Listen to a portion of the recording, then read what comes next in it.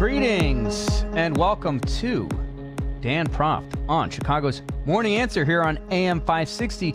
The Answer. Dan Proft is off. I am Mike Coolidge. That's spelled with a K, K-O-O-L-I-D-G-E. I'm absolutely thrilled to be filling in today on my favorite radio show. I hosted my own radio show in my own right for 15 years and loved it. And occasionally still fill in on other radio programs. However, this is the first time I'm filling in solo on not just my favorite radio show, but the greatest radio show in all of America right now. Yeah, it is. I listen every single day. I'm a listener like you, and I'm so thrilled that you, listening to this right now, are still listening, even though Dan's off, right?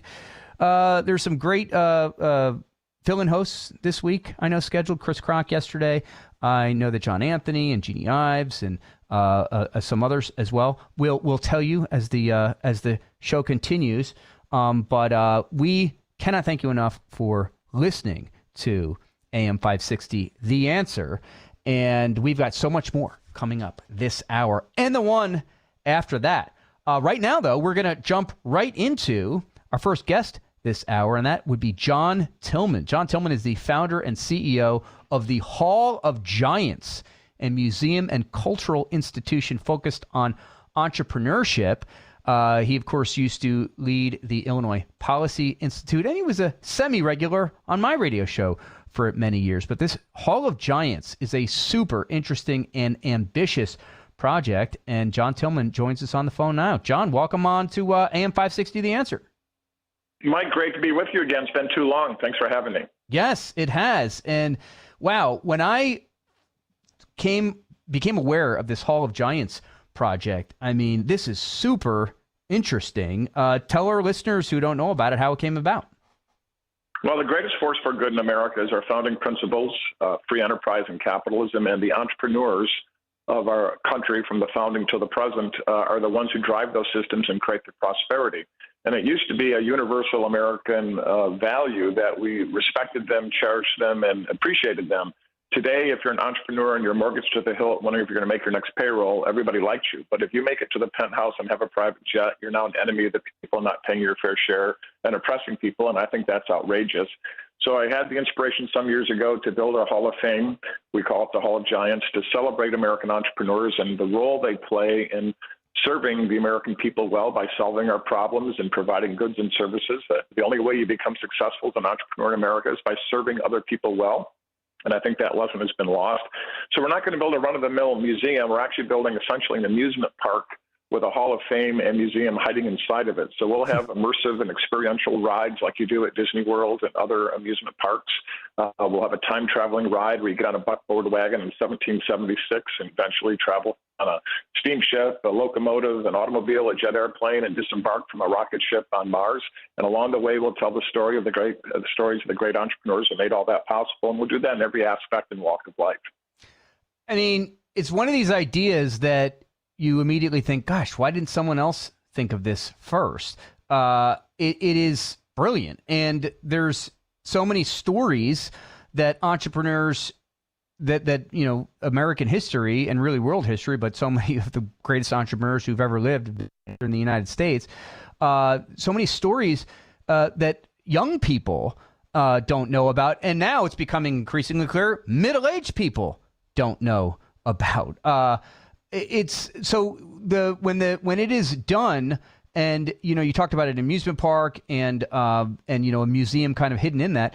Can you give us a little tease of what sort of stories we might hear about? I mean, obviously the biggest name in the world right now as far as accomplishment, as far as an entrepreneur goes, is Elon Musk. But, you know, you go backwards to Steve Jobs, you go back to, you know, Thomas Edison, Henry Ford. Those are the famous ones, but then there's tons of entrepreneurs with success stories that we don't know about. And that, I assume, is what Hall of Giants is trying to highlight.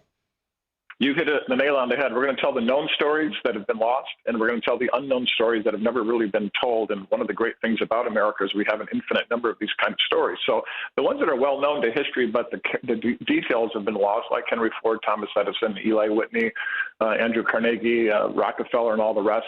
We're going to bring them back to life and change them from cardboard cutout characters, often vilified, and tell their real story and really tell the story in a very personal and human and dramatic way so that people can really connect to them as the people who they were. And then there's lots of unknown stories. One really great story is Madam C.J. Walker, the first African-American millionaire, made her money over 100 years ago through cosmetics for African Americans. One of the great stories in our history. We have stories from all over the country. We're starting to collect those stories, and if your listeners have things they want to share with us, they can go to our website, hallofgiants.org, and share those stories with us. We intend on collecting. We are actually on a tour of the country right now with a big tent going to fairs and other public events as part of the US 250 tour celebrating America's birthday. And we're collecting local stories from cities all over the country, and we're going to incorporate something from every state and major city and even small cities into the exhibits that we do, as well as the ride experiences we create. Yeah, this website is awesome, hallofgiants.org. And right at the top, there's a bunch of names of some entrepreneurs you might know and some you might not know, like Dick Yingling, founder of Yingling Brewery, Robert Unanu, I hope I'm saying the right, founder of Goya Foods, Sarah Blakely, founder of Spanx, Mark Andreessen, founder of Netscape, David Green, founder of Hobby Lobby. I mean, some of these men and women started from literally nothing. I mean, the old, trope about finding or starting a business in a garage, so many of them did exactly that and turned these ideas into small businesses, into medium-sized businesses, and then giant businesses that employed thousands, in some cases, tens of thousands of people. And I've got to think, too, that you're battling this kind of uprising we're seeing of late of these young, extremely uninformed and ignorant people who are seemingly to be fighting against the concept of entrepreneurship and wealth and achievement, and that's a cultural thing that's reared its head of late. Do you want to comment on that? Yeah, well, that's one of the main motivations. Although this idea came to me originally in 2012, and I had the same reaction you expressed earlier. Is I couldn't believe it hadn't been done. But I was giving a wrap-up talk after then Governor Daniels spoke to the Illinois Policy Institute event we were Mitch hosting. Daniels of Indiana, yeah. Exactly.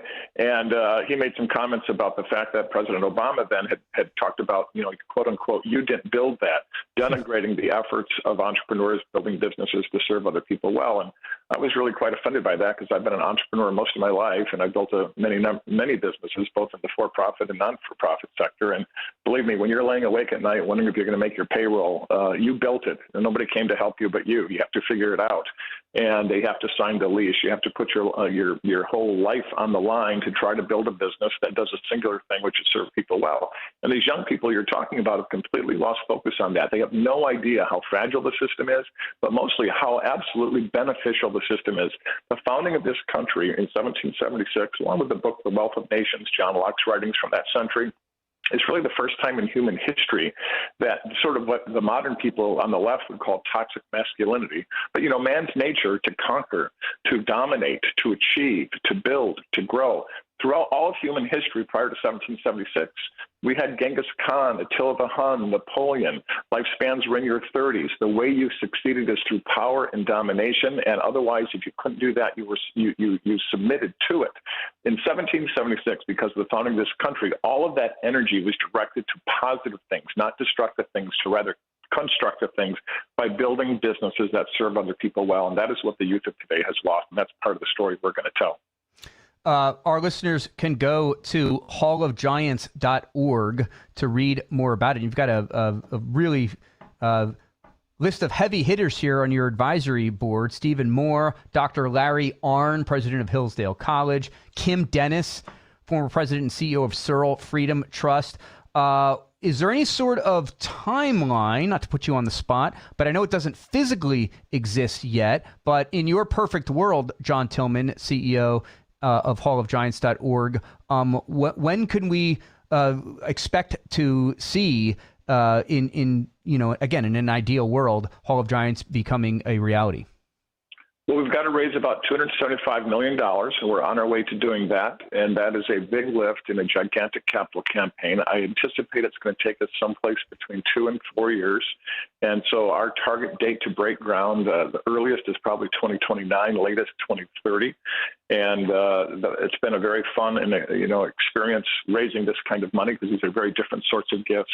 Any gift is helpful. Anybody that gives a gift of $5,000 or more right now goes into our Founding Giants category. We'll have a special part of the Hall of Giants dedicated to people who come in early and help provide the prime the pump fuel at this early stage. And we're working with a number of people, about a half a dozen people, for some of those larger gifts. Eventually, we'll need about 41 of them, ranging from $1 million to 75 to 100 million. And it's been one of the most exciting things I've ever done in my life. I've had a great run and had a lot of fun experiences, but this has been the truly most exciting, interesting, challenging, and I think could be cultural changing for the country. I couldn't agree more. I come from the world of politics and still am deep in it, and so much of it has to do with winning the next election, or making sure or trying to have your particular party, in my case Republicans, winning over the Democrats, but then in a couple of years it changes and the pendulum swings, blah blah blah. You're talking about something of permanence, a museum that generations to come could be inspired by, and I'm just blown away by it. And I hope our listeners who might want to contribute or might want to be a part of this can find on hallofgiants.org the way to do that. John Tillman, head of Hall of Giants, is there anything else you want to add before we say goodbye?